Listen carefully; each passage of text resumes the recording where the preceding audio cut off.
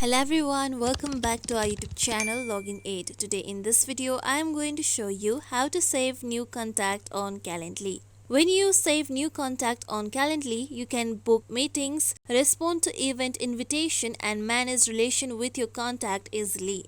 To save new contacts on Calendly, you need to first open any web browser available on your PC. I am going on with Google Chrome. Now go to your search bar and type in www.calendly.com, then press on enter. Now here you'll be taken to official website of Calendly. To save new contact on Calendly, you need to first log into your account. For this, click on login on the top.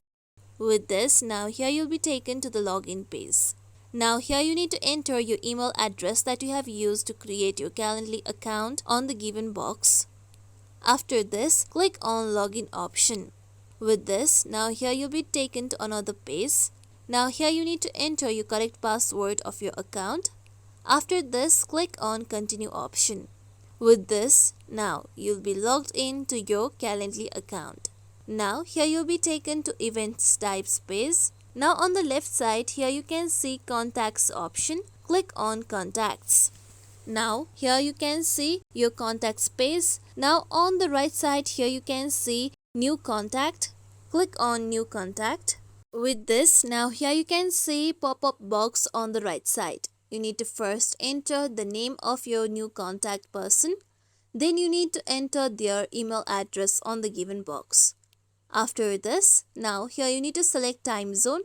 For this, click on the given box and select their time zone by clicking on the given option. After this, you need to enter the correct phone number of the individual whose contact you are going to save. After entering all the details, now click on Save Contact option on the down. With this, now here you can see the contact has been created. Here you can see my Kyle Neil contact has been added. This is how we can save new contact on Calendly. This is it for tutorial everyone. Hope this tutorial was helpful to you all. If you liked today's tutorial, make sure you like, share, subscribe to our YouTube channel for more tutorials like this. Thank you for watching.